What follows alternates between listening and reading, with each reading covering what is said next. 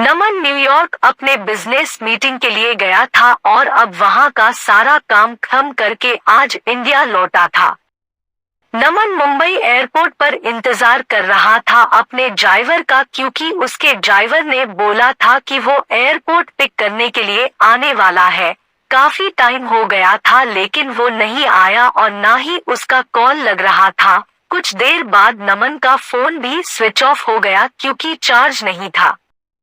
इंतजार करते करते बहुत टाइम हो गया था तो नमन ने सोचा कि वो टैक्सी से ही चला जाए। फिर वो अपना सारा सामान लेकर एयरपोर्ट से बाहर निकला और टैक्सी की राह देख रहा था कि कोई आए। तभी एक टैक्सी आते देख नमन उसे हाथ दिखाकर रोका और जैसे ही बैठने गया तो एक लड़की दूसरे साइड से टैक्सी में बैठ गई। नमन ने कहा कि ये टैक्सी उसने रोकी है, तो वो बोली तो क्या हुआ, बैठी तो मैं पहले ना, आप दूसरी टैक्सी ले लो। नमन फिर उससे कहा कि आपको किस तरफ जाना है। उसने कहा मैं कहीं भी जाऊं, आपको उससे क्या मतलब। उसका ये सब सुन के नमन को थोड़ा गुस्सा आने लगा। एक तो मैं कब से इंतजार कर रहा हूँ, ड्राइवर नहीं आया मेरा और ये इधर मुझसे बहस कर रही है। फिर नमन भी टैक्सी में बैठ गया और बोला भैया चलो। वो लड़की ज्यादा कुछ नहीं बोली और आगे चल के उसका घर आ गया तो वो नमन से पहले ही उतर गई और नमन आगे निकल गया टैक्सी में। फिर जब नमन को प्यास लगी तो वो पानी पीने के लिए पीछे वाली सीट से पानी की बोतल लेने गया तो देखा उधर एक छोटा सा हैंड पर्स था जिसमें एक पैन कार्ड, आधार कार्ड और एक छोटी सी डायरी थी। वो पर्स उस लड़की का था। नमन ने ड्राइवर को बोला कि देखो ये उस लड़की का पर्स इधर छूट गया है, तुम इससे पुलिस स्टेशन में जाके जमा कर देना। फिर वो ड्राइवर बोलने लगा कि नहीं साहब, मैं नहीं पढ़ना चाहता, ये पुलिस के चक्कर में वो 10 सवाल पूछते हैं, बार बार पुलिस स्टेशन बुलाते हैं। मैं ठहरा एक ड्राइवर, दिन भर गाड़ी चला के कुछ पैसे कमाता हूँ, अगर पुलिस स्टेशन के ही चक्कर काटते रह गया तो खाऊंगा क्या। साहब ये काम आप ही कर दो, आप पुलिस स्टेशन जाके जमा कर देना। फिर नमन ने सोचा ठीक है, मैं एक जिम्मेदार नागरिक होने के कारण ये तो कर ही सकता हूँ। और फिर नमन का घर आ गया। नमन ड्राइवर को उसका भाड़ा देकर उतर गया। नमन के घर में नमन के अलावा उसके मम्मी पापा रहते हैं। नमन उनसे मिला, उनका हाल चाल लिया और पूछा कि ड्राइवर आया क्यों नहीं एयरपोर्ट पर मुझे लेने। तो माँ ने बताया कि रास्ते में गाड़ी खराब हो गई तो उसने तुम्हें कॉल किया लेकिन तुम्हारा फोन ऑफ था, तो उसने घर पर कॉल करके बताया कि वो गाड़ी ठीक करवाने के लिए जा रहा है। नमन ने कहा ठीक है और अपने कमरे में चला गया आराम करने। जब नमन शाम को सोकर उठा तो अपना कमरा ठीक करने में जुट गया जो कि बहुत बिखरा हुआ था। तभी नमन को वो उस लड़की का पर्स दिखा जो उसे गाड़ी में मिला था। नमन ने उसे खोला तो उसमें डायरी थी, उसे निकाल के देखा, उसमें कुछ फोन नंबर लिखे हुए थे। उसमें एक नाम था नीतू। नमन ने उस नंबर पर कॉल किया और उससे बोला कि मुझे एक पर्स मिला है गाड़ी में जिसमें ये डायरी है, उसमें तुम्हारा नाम है और एक पैन कार्ड और आधार कार्ड भी है। उसने पूछा कि आधार कार्ड पर नाम क्या है। नमन आधार कार्ड पर देखा और बोला अनीशा। तो सामने से वो लड़की बोली हाँ ये मेरी दोस्त का पर्स है, वो मुझे बोली थी कि उसका पर्स कहीं खो गया है, मैं उसे बता देती हूँ और आपका नंबर भी दे देती हूँ, वो आपको कॉल कर लेगी। नमन ने कहा ठीक है। थोड़ी देर बाद एक नंबर से कॉल आता है। फोन उठाते ही सामने से एक लड़की बोलती है मेरा पर्स आपके पास है। नमन ने कहा आप कौन? तो वो बोली वही जिसका पर्स आपके पास है, जिसमें मेरा कुछ बहुत जरूरी सामान है। नमन ने कहा हाँ मेरे पास है, तुम उसे टैक्सी में भूल गई थी। वो बोली हाँ, कल आप मुझे डेली कैफे में मिलकर उसे लौटा सकते हैं। मैंने कहा हाँ। वो थैंक यू बोलकर कॉल रख दी। अगले दिन नमन कैफे गया उसका पर्स लौटाने के लिए। नमन सही टाइम पर पहुंचा था लेकिन अनीशा लेट थी। नमन रुका था उसके लिए। कुछ देर बाद वो आई। आज वो बिल्कुल अलग ही लग रही थी कल से। उसके लंबे घने बाल थे जो खुले हुए थे। उसने सफेद और नीले रंग का सलवार कुर्ता पहना था। कानों में सुंदर से झुमके भी थे। नमन उसे बस देखता ही रह गया। वो धीरे धीरे नमन की तरफ चली जा रही थी। नमन का ध्यान ही नहीं था, वो बस उसे देखे जा रहा था। फिर वो बोली, हेलो, ध्यान कहाँ है आपका, मैं कुछ पूछ रही हूँ। तो नमन जल्दी से उठ गया और बोला, हाँ आओ, मैं तुम्हारा ही वेट कर रहा था। वो बोली, हाँ सॉरी, मुझे थोड़ा लेट हो गया। नमन बोला, कोई नहीं, ठीक है। फिर नमन ने कहा, कॉफी? वो बोली, सॉरी अभी नहीं, मैं थोड़ी जल्दी में हूँ, आप मेरा पर्स दे दो, मुझे जाना है। नमन ने कहा, हाँ दे दूंगा, थोड़ा बैठ के कुछ बात तो कर ही सकते हैं। वो बोली, जरूर, लेकिन आज नहीं, फिर कभी। मैंने कहा, ठीक है, लेकिन याद रखना अपनी बात, अगली बार साथ में बैठ के कॉफी पीना पड़ेगा, फिर मत कहना आज भी जल्दी में हूँ। वो बोली, हाँ ठीक है, अब मेरा पर्स दे दो। नमन ने उसका पर्स दे दिया और बोला, मैं तुम्हें कॉल कर सकता हूँ ना अगली बार मिलने के लिए? वो बोली, हाँ, और चली गई। नमन कुछ देर वहाँ रुका और फिर ऑफिस चला गया। नमन पूरी रात अनीशा के बारे में ही सोचता रहा। नमन उसे भूल ही नहीं पा रहा था। नमन को उसकी एक बात याद आ रही थी। अगले दिन नमन के कुछ दोस्त मिले और वो उसे बोलने लगे कि चल आज पार्टी करते हैं, बहुत दिन हो गए हैं हम दोस्तों ने साथ में पार्टी नहीं किया है। नमन ने कहा, ठीक है, सब चल रहे हैं तो मैं भी चलता हूँ। फिर वो 5 दोस्त एक क्लब में गए, सब वहाँ बहुत नाचे साथ में, फिर थोड़ा ड्रिंक भी किया। तभी नमन की नजर एक लड़की पर गई जो लगातार बहुत ड्रिंक कर रही थी। नमन ने ध्यान से देखा तो वो और कोई नहीं अनीशा थी। आज वो बहुत ही अलग लग रही थी। कहा उस दिन जब वो नमन से मिली थी तो सलवार कुर्ते में आई थी और आज वो शॉर्ट स्कर्ट और टॉप में है और ड्रिंक कर रही है। नमन तो बिल्कुल ही चौंक गया उसे देखकर। नमन उसके पास जा ही रहा था उससे बात करने के लिए कि तभी उसके दोस्त उसका हाथ पकड़कर डांस करने के लिए लेकर गए। नमन की नजर अनीशा पर ही थी, लेकिन थोड़ी ही देर में वो वहाँ से कहीं चली गई। फिर नमन ने उसे क्लब में इधर उधर ढूंढा लेकिन वो नहीं मिली। घर जाकर नमन उसे कॉल किया, वो कॉल भी नहीं उठा रही थी। नमन उसे बहुत बार कॉल किया लेकिन उसने नमन का एक भी कॉल का जवाब नहीं दिया।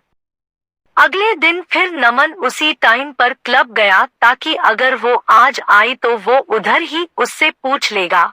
नमन अंदर जाकर वेट कर रहा था लेकिन वो नहीं आई आज। फिर नमन ने उसे कॉल किया, इस बार उसने कॉल उठाया।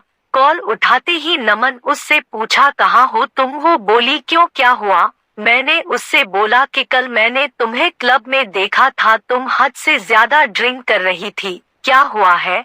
तुम्हें कोई किसी बात का टेंशन है क्या?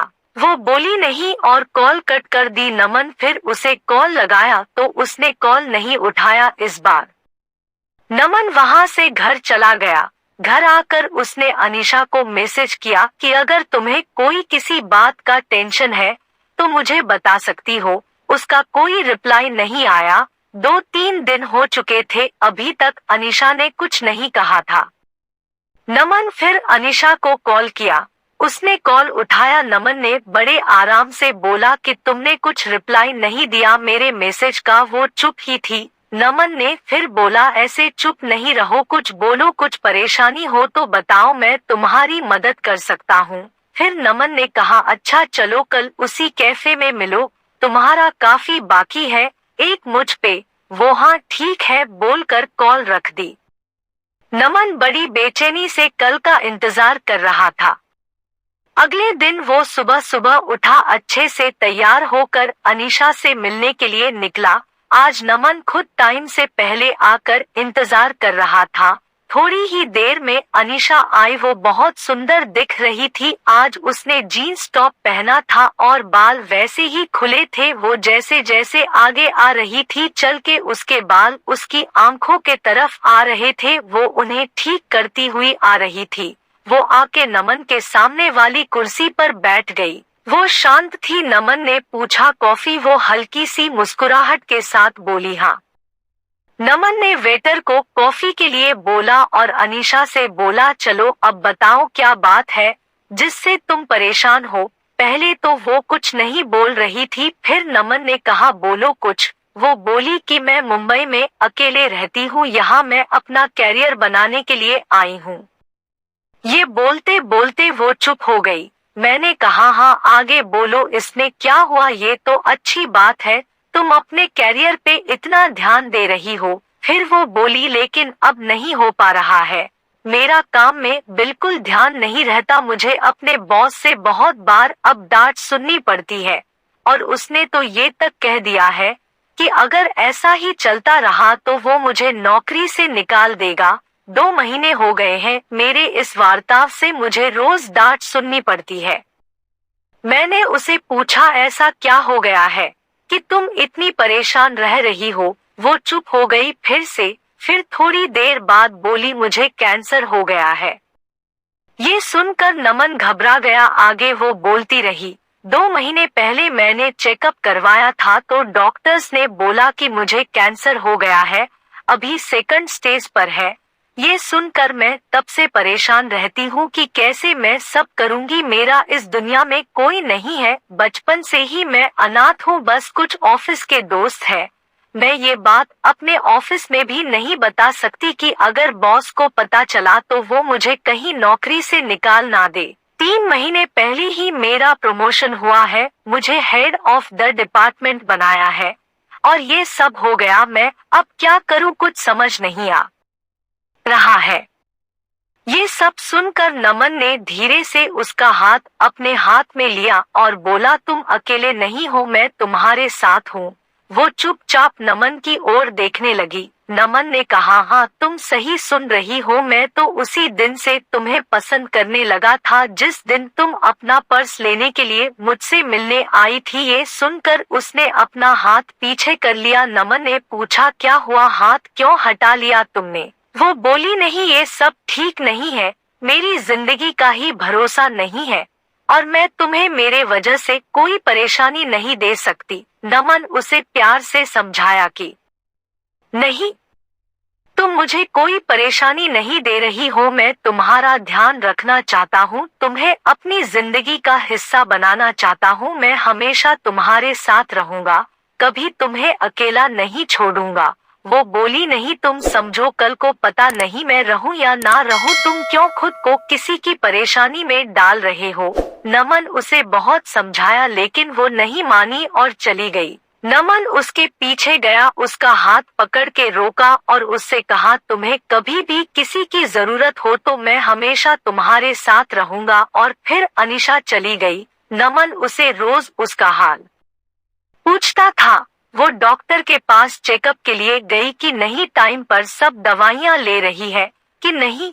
उस दिन के बाद नमन ने कभी उसे अकेला नहीं महसूस होने दिया।